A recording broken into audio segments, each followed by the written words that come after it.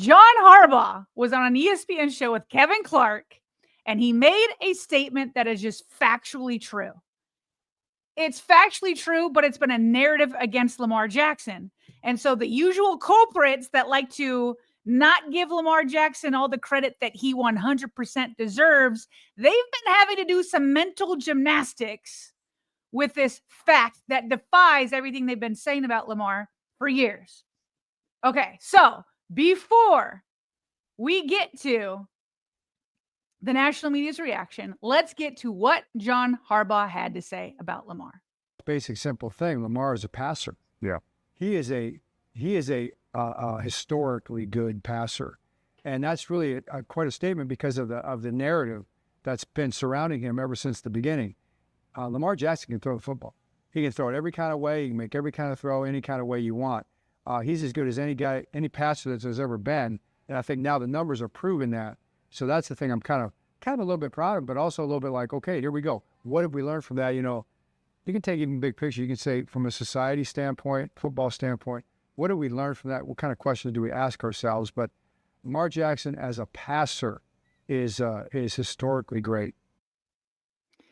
Bobby, we're going to have to come up with a new name for our clips that we clip out and put on the YouTubes separately. So live chat's having fun with that. Okay. They don't mind. Stray Dog, get your you-know-what out of here.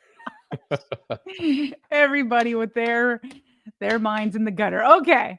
So what John Harbaugh said there, factually true, that Lamar Jackson is a historically great passer. Where he kind of hurts himself a little bit is he says he's as good as any passer that there's ever been. So it kind of implies that nobody's ever been better. But when we're talking about historically great passing, that is just true. And I put up some of his historic numbers from last year. He hasn't always been historically great. We've gone through the history of that. I feel like just growth helps with that. Offensive coordinator changes help with that. But last year, he factually was a historically good passer. He became the first player in NFL history with 40 or more passing touchdowns and fewer than 5 interceptions. He had 41 passing touchdowns and 4 interceptions. It's unreal. Nobody has ever been that careful with the football before, ever. Plus, Bobby, his 7 games, he had 7 games with a passer rating of at least 135.0. That set a single season NFL record to do that 7 times. And when you add it all up, all of his games, all 17, he notched the 4th best single season passer rating in NFL history. And Bobby, he's doing all that while, and nobody wants to give him credit for this, but he did all that on top of rushing for 915 yards, the first quarterback ever to throw for more than 4,000 and rush for 900, but nobody wants to talk about the 900. Somehow that's not a good thing, but okay. He just happened to rush for a measly 900 yards. There's running backs all over this league that can't even put up that many. But those are the historic passing numbers. Fact check true, wouldn't you say? No doubt. No doubt. There we go.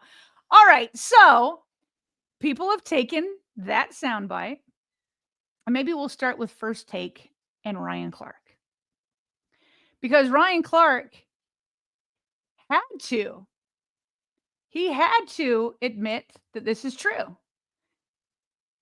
But he couldn't, trying to add these videos here on the fly, but he just had to dismiss it so quickly. Okay, fine. He's a historically great passer, but watch how quickly he moves on from these facts. John Harbaugh is talking about the numbers bearing out that Lamar Jackson is historically one of the greatest passers that have ever lived, then that's true. But none of it matters. Mm-hmm. We all agree Lamar Jackson is one of the greatest talents to ever play any position in this league. None of it matters? None of it matters? He's yes, it's true. He's a historically great passer, but it doesn't matter. It doesn't matter when he was asked to move to wide receiver. It didn't matter when people were for years calling him a running back. It didn't matter when people were like, oh, well, he's only a good quarterback because of his rushing. And so finally he proves he's historically great at passing. Okay, fine, he is, but it doesn't matter. No, it matters because of what people have been saying about him for years. It matters, RC. And you know what? I actually like that Stephen A. Smith calls him out for changing the topic. One of the best quarterbacks we have ever seen, and still he needs to win the big game. John Harbaugh recently said that the people who are saying that it's Super Bowl or bust for the Ravens are unequivocally wrong. And for the organization and for the team, that may be true. This is a organization that has 2 Super Bowls. This is a head coach that has a Super Bowl. There is a quarterback there that can make the argument that during his tenure as the Baltimore Ravens quarterback, he's the best player that's playing football that can't be counted as one of the greats because he hasn't not only won a Super Bowl, he actually hasn't won a big playoff game. When I listened to RC just now, I mean, damn it, he was moving. Kevin, did you see him moving better than Michael Jackson? That was unbelievable. God rest his soul. I mean, moonwalking around the issues. Unbelievable. It was absolutely, it's spectacular. That is not, we didn't have this is not a conversation about how Lamar Jackson's got to get it done. It's a specific question. Top passes. For one, Stephen A. calls somebody else out on it. Bobby, your reaction to John Harbaugh and now RC? It's got to feel good for Stephen A. to not be in the line of fire when it comes to Lamar. Ryan's been teetering lately, Sarah. He's for so long was sort of the face of the Lamar Jackson level-headed movement when it comes to takes on the national level. But no, not when he was saying that Kyler Murray would be better than him. They would win the Super Bowl with Kyler Murray if it were him instead of Lamar. Well, that's the worst age. That's aging incredibly poorly for him. But there's been a lot where he's stuck his neck out there, gone to bat for him time and time again. Recently, that's not been the case. Look, John now back-to-back summers has made big statements. Last summer, if you remember, we all do, he said, we're striving for Lamar to be the greatest that's ever played this game. And he stood tall on that. And you can remember when he made that statement, that topic was on every single national network, including right there on First Take, and people made a major stink about it. Now, a year later, he makes another statement, which is factual. The other one was lofty and aspirational, I think is probably the right way to put it. This time, a lot of this, based on what you've already showed, is based on fact. And I appreciate John for standing. All this is premeditated. I mean, this is a calculated way of speaking about your franchise quarterback. And whether you go into it or not with an agenda, you're standing up for your guy. And he's done that since day one. And that's something I appreciate about the organization and their brass. So what do I make of it? The reaction is unsurprising. The way the team has handled this is in line with the trend that we've seen in recent summers. You know, yesterday we just talked about Ryan Clark giving certain energy to Joe Burrow versus Lamar. It is crazy to me that these two clips are separated by 1 day. 1 day where he says, well, here, I'll just play it. The energy for both quarterbacks couldn't be further apart. John Harbaugh is talking about the numbers bearing out that Lamar Jackson is historically one of the greatest passers that have ever lived, then that's true. But none of it matters. We all agree Lamar Jackson is one of the greatest talents to ever play any position in this league. He's one of the best quarterbacks we have ever seen, and still he needs to win the big game. Joe Burrow takes none of the blame for the Cincinnati Bengals not making it to the playoffs. And you look at last year, and he's the best quarterback in the world, and it's not a conversation. Way to splice that together there, partner. Way to be in your editing bag. Oh, that's so bad. That is like red-handed, baby. You got caught red-handed. And to your point, you didn't even have to go into the archives. You didn't have to deep dive for timestamps and what you bookmarked months ago. It was back-to-back, baby. And belly-to-belly. Back-to-back, and you got him, didn't you? Oh, didn't you ever?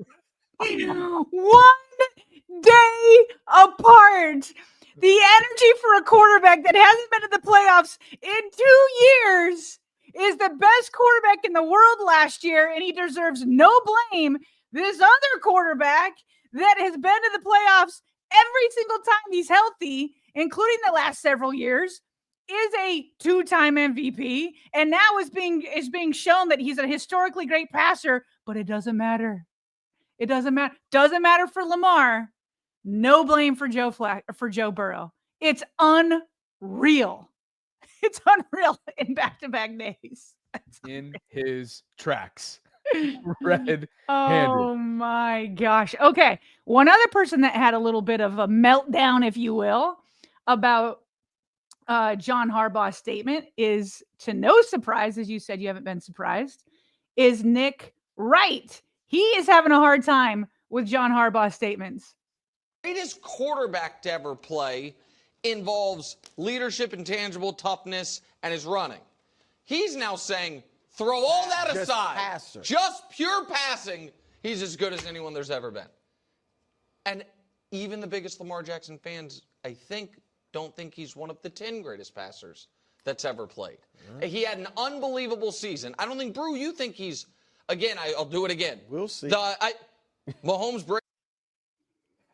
I loved Brew. He's like, even Ravens fans, Brew, even you would agree. Look at him. We'll Look at see. the smirk on Look his face right there. So you want to let Brew cook? You want me to let Brew cook? Because like he finally gave the floor to Brew, and Brew's like, nah, let me tell you. One thing I'll take issue with what he says is as great. I don't know if it's as great. As good He's as any thrown it passer. as good as any passer there's ever been. So that's like no one's ever thrown it better. Yeah. But when he says historically great, now initially it does sound crazy because of the questions about Lamar when he entered the league, the struggles he had at points earlier in his career, at points, not every single year, of course. The fact that he's a great runner and he's known more really for his running until maybe last year as far as a quarterback, and the struggles that he's had in the playoffs. Yeah. But here's the thing. The statement wasn't about Lamar being steely. It wasn't about Lamar having these winning chops. Like, no one's had more winning chops than Lamar. The statement is about him throwing the football. And Harbaugh even said it. The numbers are starting to bear that out. Like, look at these numbers. This is in the Super Bowl era. This is where Lamar ranks all time. Third greatest passer rating in the Super Bowl era, highest TD percentage, fifth in interception percentage, and fifth in yards per attempt. The two guys ahead of him in passer rating, here they are, Aaron Rodgers and Patrick Mahomes.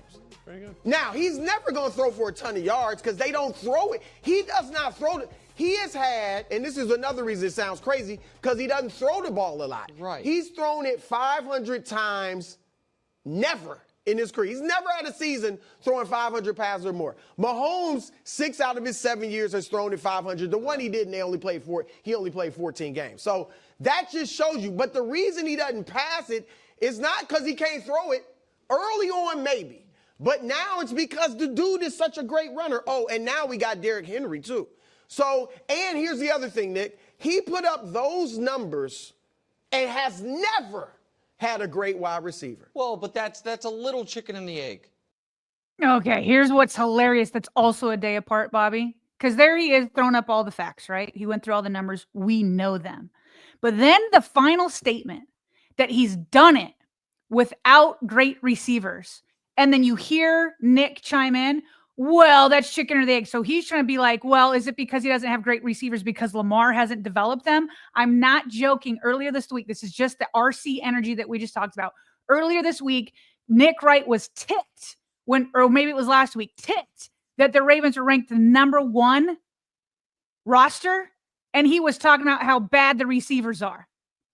And now he's like, oh, wait, now wait a minute. Now the receivers being average is going to hurt my argument. That he's a great passer historically, despite, and I'm not trying to down talk Zay Flowers or Rashad Bateman because they are some of the best receivers that the Ravens have ever drafted, and they just keep getting better. But they're not Jamar Chase and T. Higgins. They're not Justin Jefferson. They're not some of the greats. Hopefully they can keep going. And so that was just another fact that Brew put out there. But Nick Wright had to go through mental gymnastics again because he can't handle that. Yes, he's a historically great passer, and he's done it without the greatest wide receivers in the league. I'll tell you exactly what Nick said this week to expand more on what you just alluded to there. Okay. He referred to Zay as a below average number 1. He referred to Rashad as a below average number 2. That's almost word for word earlier this week. So these guys do realize that when you do a show, these clips do exist. It's the internet. Social media remembers. Does Ryan know that? I think he knows that. I'm sure he does, but I don't know. Opinions change every day. I do want to put in one last clip because I think this is important and this is not any gotcha moment or whatever. Once Stephen A. Smith got Ryan Clark back on track, they were discussing the difference between a thrower and a passer.